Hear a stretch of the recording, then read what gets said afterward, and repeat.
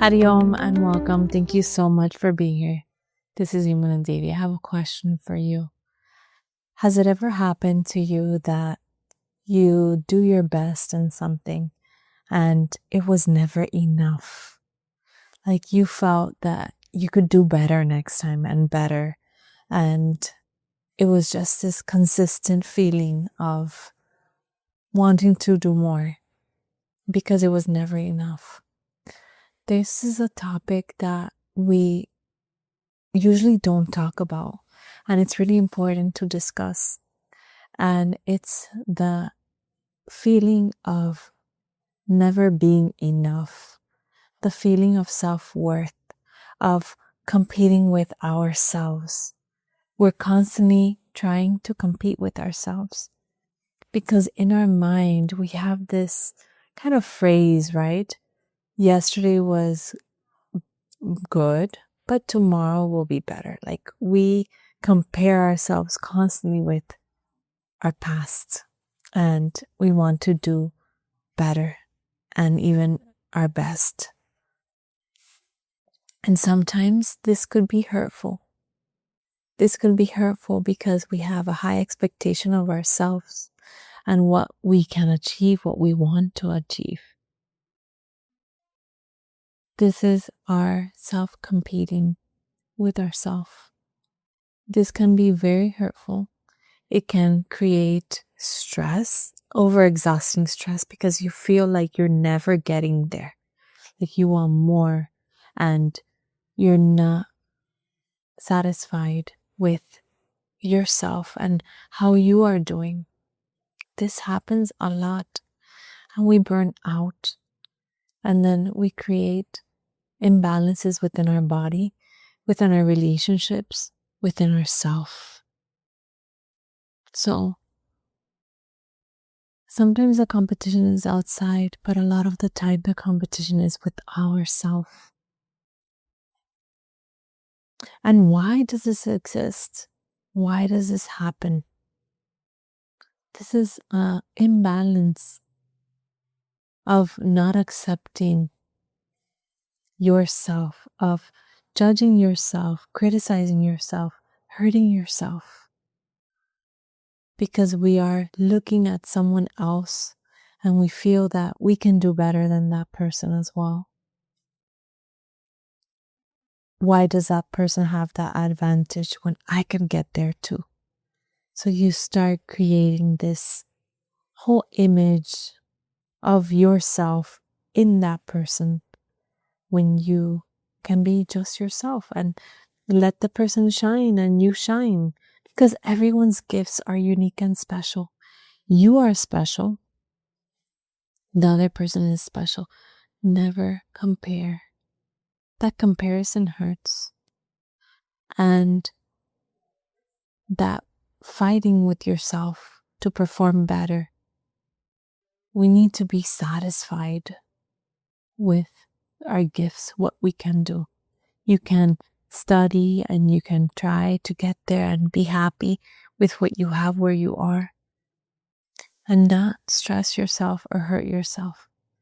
There is an imbalance in Ayurveda that is created by Pitta dosha. Pitta dosha is this perfectionist mentality that has a very strong drive to have everything done correctly. But what we don't understand and we don't see is that this drive can also hurt us, right? This Pitta drive can also hurt them because they want everything so perfect that even if it's just a little imperfect, they get stressed, they get overwhelmed, they get angry, irritated, frustrated. And guess who's that's hurting? That's only hurting the person who's experiencing that frustration, that anger. You know? Yourself. The person who is creating it is experiencing it. Always that need to control. That Pitta energy is fire and water. And there's always this need to have everything in line, in perfect order, a certain way, a certain organization. And when that becomes too much, that is where it begins to hurt us. So how far can you get into that order? Can you have everything set and perfectly set in order? When we understand that life is not perfect, that nothing is perfect, and we stop comparing ourselves to ourselves from yesterday, ourselves from before, from the past, everything changes. We're constantly changing every day. So how can we compare ourselves today from yesterday when it was a different person? Today is today. We're living in the past. So love and accept your gifts at this moment. Accept yourself. Say to yourself, I am worthy. I am not what I do. Because that is another thing. We start confusing our worth, our self-worth with how good we do the things we're doing, and how perfect we do it, and how accurate. But we are none of those. That moment that we start believing that we are what we do, we suffer. We lose our identity. We lose who we truly are. We create more imbalance, more frustration, more irritability. When that starts exceeding, when that becomes constant, guess what's happening? We start increasing our anxiety. That anxiety within our body starts increasing. We start losing clarity. And imagine someone who is Pitta losing clarity, someone who is so perfectionist, so in the lines, right? Starts losing their clarity. They begin to get even more unsteady, upset, angry, irritated, frustrated. And the only person that's hurting is ourself. No one else. So how about if I tell you that it's okay to be soft with yourself, that it's okay to relax? I give you permission to relax, to settle into yourself, and to do fun things. Even, even the fun things. Person who is Pitta, imbalance, or when it's aggravated Pitta, they will even try to perfect the fun things they're doing, their hobbies. If they're painting, they will paint like very perfect, and they will get angry if it gets out of the line, or even something fun, they will get angry. And how could you live angry all the time? If it happens, okay, like that is the beauty of being human. That imperfection is the beauty of being human. I wanted to share something with you. When I was teaching yoga at the university, we have these kind of fairs, right? This like fair that you exhibit what you're teaching to educate the students so that they can participate in the classes. And I had the yoga sign outside, and obviously yoga and meditation go hand in hand. And one student, curious, he came around and he asked me, he says, how long do you meditate for? And I was looking at him, and I was really, really young. And I remember my Guruji, that says that every moment is meditation. As long as you have your awareness, even walking can be meditation. So imagine how much of your day can be meditation. But he was expecting a number. And I told him, are you breathing in and out? He says, yes, of course. He says, meditation, as long as you're breathing in and out, you can do.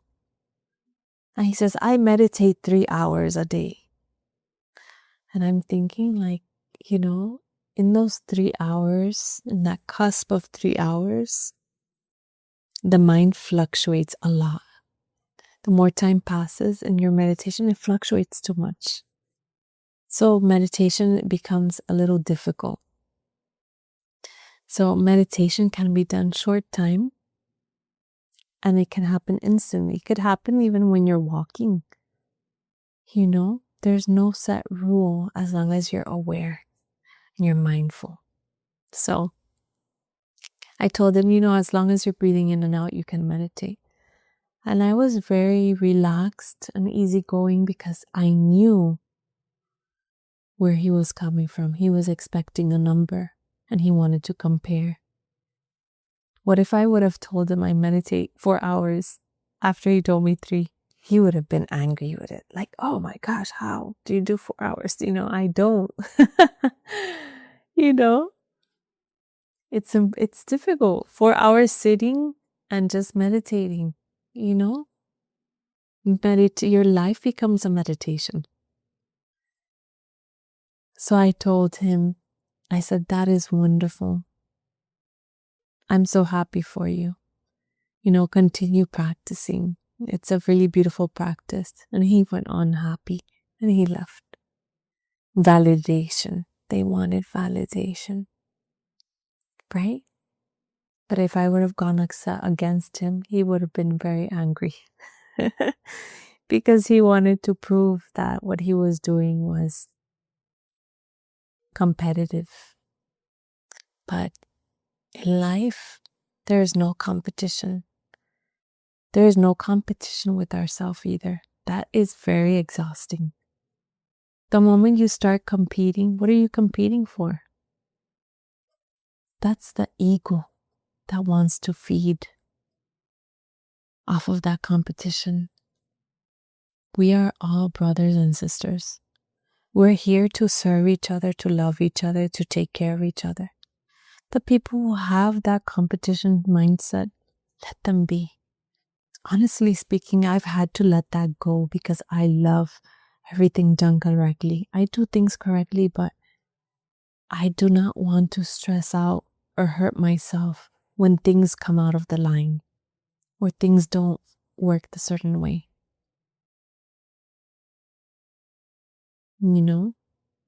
So I'm taking these singing classes. And I've never sang in a class before, in a setting of teaching certain sounds. And it's beautiful because I just laugh at myself when I don't reach a certain note, and that's okay. Maybe my older self would have been upset, I can't get there, frustrated. But now I've realized that it's not worth it, that it's here to be enjoyed, that we can work through it. Everyone can sing. Everyone has that capability. It's within them, but it's our mind that stops us. Our mind, emotion, mental program that stops us from reaching what we want. I also, for those of you who don't know, I lived in Japan for 2 years. I don't like to share so many things because I want to learn. But I'm sharing because it's part of my life and we're talking about it and I thought it was interesting. So many people tell me, oh, Japanese is such a hard language, it's impossible. But it's also impossible if we set our mind to it being impossible. We can learn anything without hurting ourselves. We can make learning fun and enjoyable. And we can make it happen without stressing ourselves, just being casually enjoying. Because when you are more relaxed, guess what happens? Information flows and you grasp information quickly. But if you are stressed and frustrated, guess what? Your mind kind of closes in, right? That energy closes in and it contracts, and it does not allow for you to allow for growth to happen, for that space of learning to happen. So free yourself from all these things. Slowly, slowly. Do one thing at a time. Catch yourself. If you see yourself trying to be too perfect and getting frustrated, okay, just observe that frustration. It happens. And you're beginning to undo those patterns, because those patterns are not from now. This is happening from early stages of life. That there's a lot of expectations trying to be met, expectation from others, and then you create this expectation for yourself. But that expectation is actually hurting us. In Ayurveda, we want to experience balance. We want to experience harmony. We want to love ourselves, enjoy life, not hurt ourselves, and be miserable. So take the steps to observe yourself. Observe when this comes up. It happens, you know. I said I decided to laugh, and I laugh for fun, to relax. And life is fun. Enjoy it. Mistakes happen. Don't be so hard on yourself. It happens. And just allow life to be filled with that light. Light is within you. You have all the tools within you. You have all the gifts within you, but you are not utilizing them properly because you are investing your mental energy in other things. Don't look at the other person, what they're doing, because you will never feel you are good enough. You are not perfect enough. You will feel that there are things that you need to change because you are comparing yourself to someone totally different from you. You are a universe. You are this microcosm, this little universe within the big universe. And every person is a little microcosm, a little universe. And they are beautiful the way they are. You are beautiful the way you are. And there's nothing that needs to change. So how can you compare one universe with another universe? You can't. They are perfect the way they are. We are perfect the way we are. But that moment that we start comparing, we will never be good enough because that person is different. But the moment you accept that you are different and that person is different, you are special and that person's special. You have gifts, that person has gifts too. You start accepting yourself. You value yourself. You are worthy. You value yourself, your self-worth. Yes, you are worthy. And I invite you to discover your gifts, to tap into that, how precious you are. This life that you have been given, it's never too late. Never too late. And we are constantly changing, we're constantly learning. So we cannot compare ourselves to the past. We're different, yes, you know. It's not linear. Life is not linear. Life fluctuates. We're growing, we're learning, we're understanding. So embrace change. Embrace your life. Allow your life to flow. And never compare. Don't hurt yourself in competition. There's no competition. The only competition that exists is a competition in the mind and our timer. Just be happy, do the best you can, and have fun.